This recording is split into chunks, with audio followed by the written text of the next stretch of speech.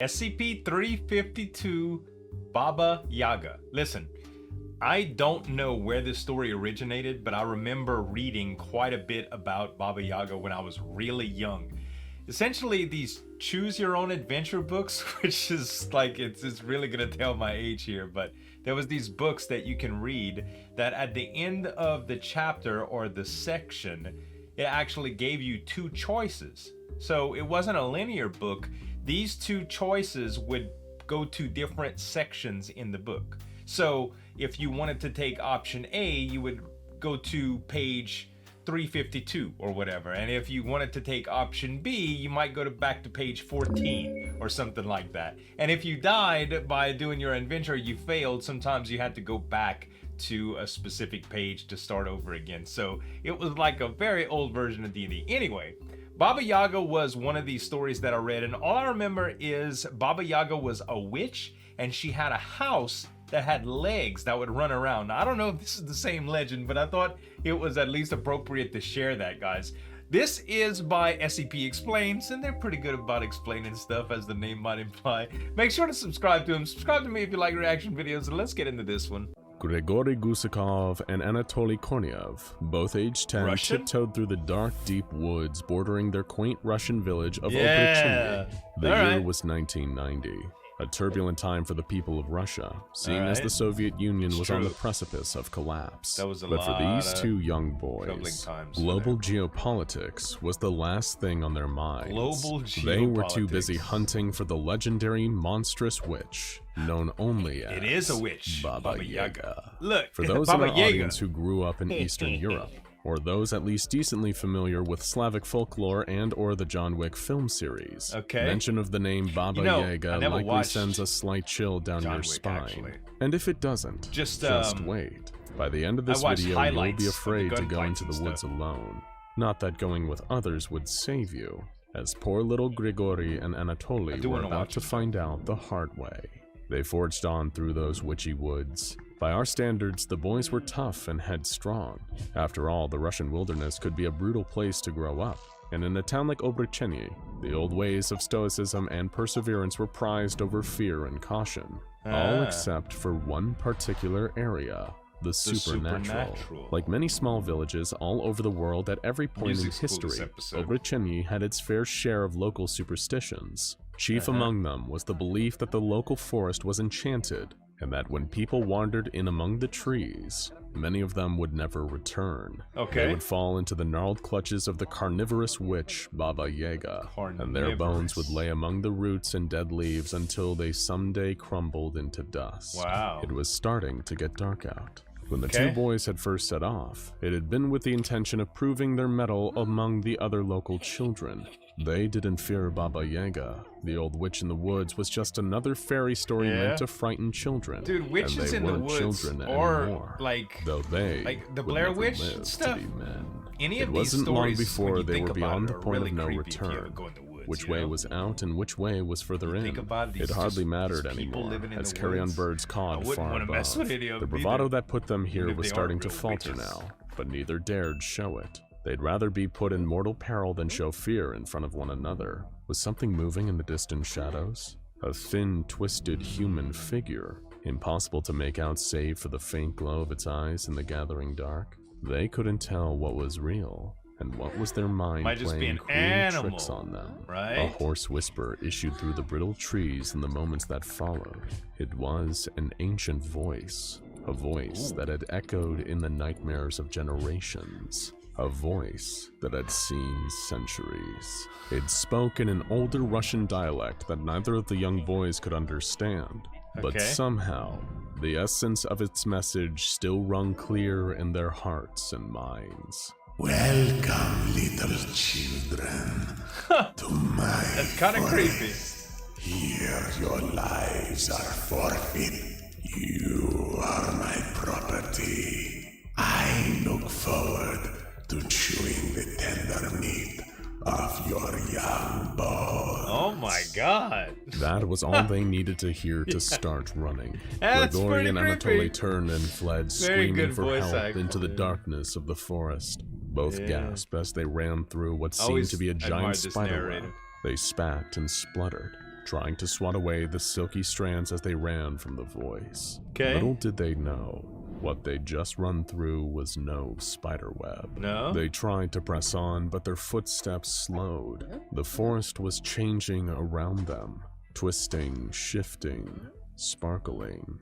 What had seemed terrifying before was suddenly, oddly, beautiful. The two boys just stood and watched as the forest turned into a gorgeous Technicolor light show, unlike anything they'd ever seen before. Strange figures hopped and danced through the foliage. One tall figure approached them out of the trees, a beautiful fair-haired maiden. The two boys were entranced by her, their hearts filled with pure golden light. Why were they running before? They couldn't even remember. They just smiled as the woman approached them in her long, flowing dress, smiling back. She was like something out of a fairy tale. They didn't react. They didn't even realize what was happening, as the jaws of the horrible, ancient old crone closed around their skulls for the last time. Igor and Anatoly were never seen again. Just another two children gone missing in the woods. The latest entries on a long list of tragedies to hit the village of Obrochenyi, but they were also the straws that broke the camel's back. The villagers were sick of living in fear under the fabled witch. They would have their revenge. Report it to the foundation. Men of the village gathered up their weapons and formed a hunting party. Guns, torches, knives, axes, and fury. They would slay the beast that had taken so many of their friends and their children in the woods. As soon as their forces were assembled, they charged into the forest, looking for blood. With their numerical advantage and single-minded determination, it didn't take them long to find the monster in the woods. She was every bit as hideous and nightmarish as they had anticipated. A gnarled, snarling crone with long clawed fingers and dirty fangs. They got her in their sights and prepared to open fire, but none of them were ready for Baba Yaga's counteroffensive. She moved like a leaf in a strong wind, swift and effortless. The men who'd made the mistake of getting too close to her with knives and axes tasted her terrible wrath. She tore through them with claws like iron, sank her fangs into their flesh, lifted and tossed them like rag dolls. How could she be so fast and so strong? The men were terrified. This was no mere woman. It was a true monster, squeezed into a barely human form. By the time the creature was finally incapacitated, it'd taken countless bullets and strikes. How any creature could survive such an assault was unimaginable. Several members of the hunting party were dead by this point. Others had been overtaken by a strange form of madness. A couple of them had been given to constant giggling fits or were speaking long strings of nonsense. Others had been rendered entirely catatonic by the experience. It was clear that the witch had powers beyond their understanding. They needed to return it to the village and destroy it as quickly as possible. The monster was bound and dragged back to Obrochenyi. After seeing how it bewitched some of the men, they avoided direct contact whenever possible. They would do everything they could to see justice done. Of course, there would be no due process for Baba Yaga. The violence that had erupted in the forest was more than enough proof to justify the beast's immediate death sentence. The local priest gave a prayer, though he remarked that he was sure this monster was the creation and servant of the devil, and the execution commenced. The local used a blessed sword, anointed with holy water, to hack off the Baba Yaga's head. Its body was shot several times for good measure, and it was finally doused in gasoline and set on fire. The remains were buried just outside the village limits, hoping that the Baba Yaga's evil wouldn't continue to haunt their town, even in death. Isolated villages in the Russian steppe aren't famous for their communication with outsiders, especially back in 1990 when the Soviet Union was still clinging on to control and the internet was still in its infancy. It took a few weeks for news of a village capturing a so-called local witch to reach the SCP Foundation. After closely studying the peculiar disappearance records in the area, they sent over a detachment of field agents to investigate, and perhaps conduct a few interviews with the locals. They had no way of knowing there wouldn't be any left by the time they arrived. When the field agents reached Obrochenyi, it was already a ghost town. Not a single survivor was found, only the evidence of fresh carnage. Desiccated bodies were found in some of the village's houses, in others only body parts. A hole in the ground next to the village seemed to show evidence of some subterranean creature clawing its way back up to the top. Whatever this creature was, it clearly crawled back up from the earth and exacted bloody revenge against those who had buried it. Blood trails from some of the bodies leading back into the woods made it clear where the creature had fled to after massacring the entire village. Given the sudden increase in the situation's severity, Mobile Task Force Epsilon 6, aka the Village Idiots, were brought in to apprehend the fugitive witch. But much like the literal village idiots that had come before them, this MTF had no idea what they were up against.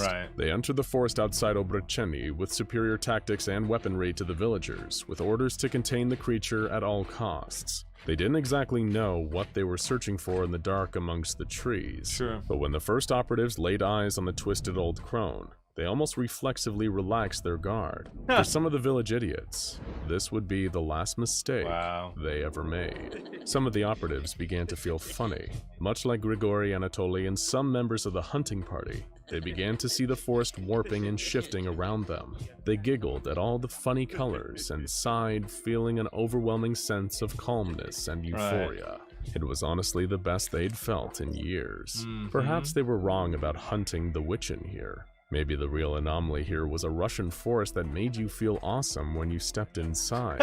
While the affected agents were giggling away in their own little la-la land, Baba Yaga was bringing the pain. With the same freakish speed, strength, and ferocity that had surprised the hunting party weeks earlier, the witch was tearing through MTF Epsilon 6, ripping through hardened tactical armor with her long claws and teeth. She took shot after shot, enough tranquilizer to put down an elephant, but she kept fighting. In the end, the training and numerical superiority of the task force won out. They were able to secure and contain the Baba Yaga, soon redesignated SCP-352, and take it to a nearby Foundation containment site for further studies. There they officially recorded all the details, from the creature's incredible speed and strength to its regenerative abilities so extensive that it could even survive being decapitated and burned. But what about the hallucinogenic effects? Like a hungry spider, the Baba Yaga's true power comes in her ability to spin a deadly web. Her body is able to produce long, thin, hair-like fibers, each one coated in powerful hallucinogenic enzymes that induce a sense of placid, euphoric stillness in its victims. When it isn't engaging multiple targets, the creature can sometimes take multiple days to consume a single, still living victim, taking them apart and eating them piece by piece. Speaking of eating, as you can probably imagine, in order to keep SCP-352 uneventfully contained, it's ideal to make sure it isn't hangry. In order to keep 352 well fed, they need to stock up on its favorite food, human flesh. Though specifically, 352 has a real hankering for babies. While the Foundation are currently exploring anomalous means of keeping the Baba Yaga fed, until those means are fully ironed out, they need to keep this monster fed the old-fashioned way, only ever withdrawing food as punishment if it attempts to breach containment.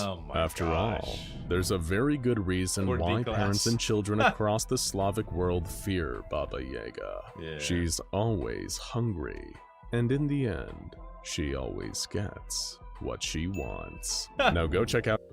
Dude, that's creepy. When you think about witch stories, guys, think about just people in general out in the woods. Like those, just like if you were just walking in the woods with some of your friends and you ran across someone that was, you know, haggard, something that had been out there for ever, like someone that looked like they lived in the woods, you know, unkept and dirty and almost animalistic. You would think there's no way you would just be okay with conversing. You'd probably be scared as hell, right? That's what I'm saying, bro. So these legends, you know, even though they're like far-fetched, you know, with the supernatural stuff, it even seems like this would be a very, very real fear for a lot of people. This was really, really cool, man. I enjoyed it, guys. Make sure to subscribe to SCP Explained. Subscribe to me if you like reaction videos too. Thanks so much for watching. As always, this is Zueljin signing off. We'll see you next time.